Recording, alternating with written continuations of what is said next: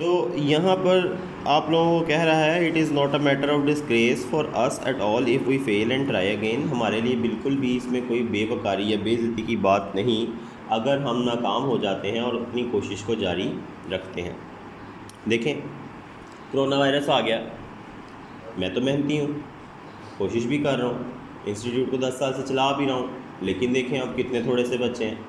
इतने थोड़े बच्चे हैं कि अगर हम सारी क्लासेस को भी इकट्ठा करके बिठा लेना तो इतने बच्चे नहीं बनते जितने आज से कुछ 6 साल पहले बच्चे। तो नाकामी है ना एक तरह की। तो अगर अब नाकामी के बाद हम लोग कुछ भी ना करें तो फिर मसलन नाकामी है तो उसके अंदर फिर भी कोशिश करते रहना, उसमें कोई बुराई नहीं है। अब अक्सर मैं बाहर गली धो रहा होता हूँ या गली की सफाई कर रहा होता हूँ तो मेरे दिल में थोड़ा थोड़ा आ रहा होता है कि लोग क्या सोचेंगे, देखो पहले सारे सफाई वाली काम करती थी, बच्चे काम करते थे, अब देखो सफाइयाँ भी खुद करनी पड़ी। दिल में ज़रूर आता है, लेकिन हमेशा ये बात जहन में रहती है कि जब आप नाकाम हो जाते हैं किसी चीज़ में तो फिर दोबारा कोशिश करने में किसी किस्म की बेइज्जती नहीं है, किसी किस्म की बेवकारी नहीं है, क्योंकि किसी ने आपको आके ये नहीं कहना कि ये लो रोटी खा लो, किसी ने आपको आके ये नहीं कहना कि ये लो कपड़े पहन लो, आपको खुद ही करना पड़ेगा जो भी करना है। तो इसलिए ज़रूरत इसी चीज़ की है कि अगर आप नाकाम हो जाते हैं तो दोबारा कोशिश अपनी जारी रखें।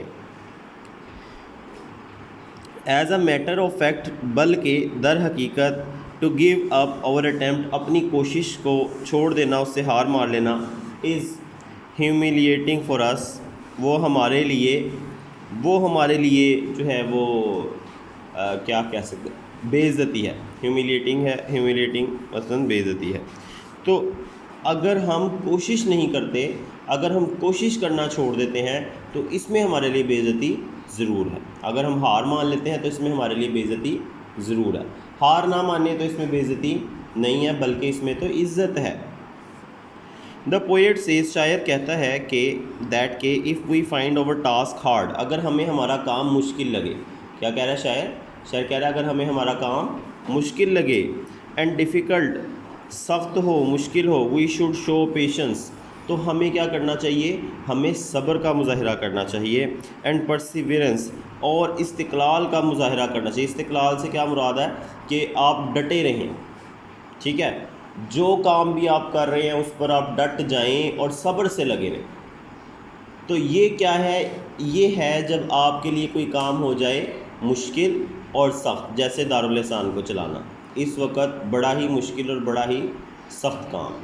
पिछले 10 सालों में कभी ये काम इतना मुश्किल नहीं था, कभी भी। एक वक्त था मैंने एक बच्चे को पढ़ाया, सिर्फ़ एक बच्चा, उसको मैंने डब्बा मेरे पास पड़ा हुआ था एक बिस्किटों का, उसको मैंने आधा फाड़ा, आधे पे उसको बिठा दिया, आधे पे मैं बैठ गया।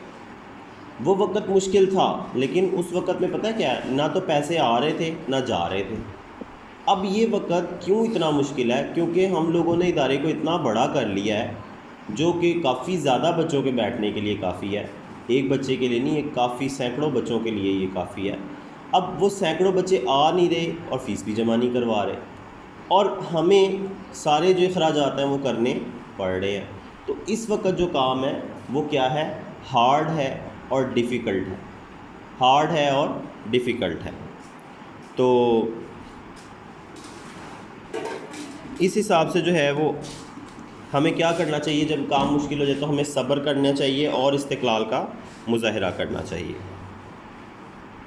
We should make a long struggle to do it, हमें बड़ी लंबी कोशिश करनी चाहिए उसको करने के लिए लंबी कोशिश करनी चाहिए। ये नहीं करना चाहिए कि हमसे एक दफ़ा काम नहीं हो तो हमने कहा बस अब मैंने नहीं करना, 2 दफ़ा, 3 दफ़ा, 4 दफ़ा, 5 दफ़ा, 6 दफ़ा, 7 दफ़ा, 8 दफ़ा, 100 दफ़ा, 200, 1000 करते जाएं जब तक हो ना जाए।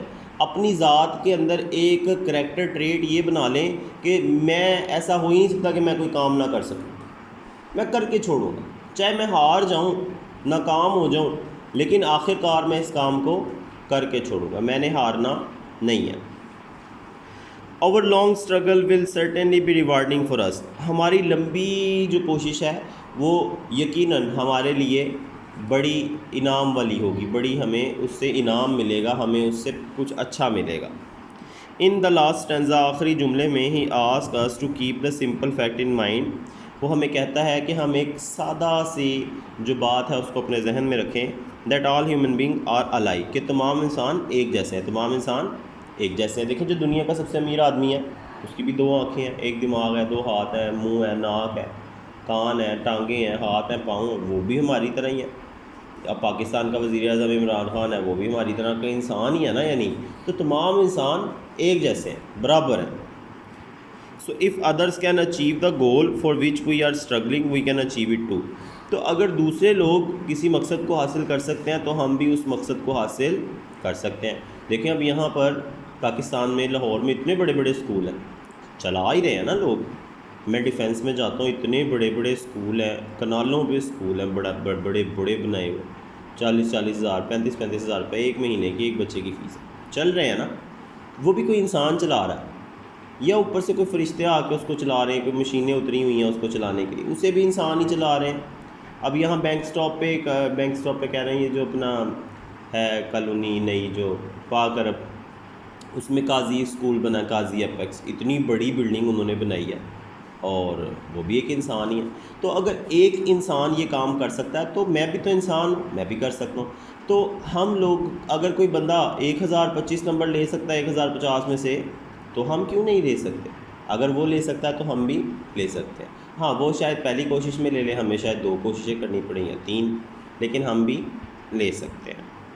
सो we come to the conclusion, तो हम इस नतीजे पर पहुंचते हैं कि that to achieve our goal, के अपने मकासद को हासिल करने के लिए we must try again and again, हमें बार बार कोशिश करनी चाहिए, अनटिल वी सक्सीड, तब तक जब तक हम कामयाब नहीं हो जाते। जब तक हम कामयाब नहीं हो जाते हमें अपनी कोशिश को जारी रखना चाहिए। ठीक है, हमें अपनी कोशिश को जारी रखना चाहिए, हारना नहीं चाहिए, हमें हार नहीं मान लेनी चाहिए।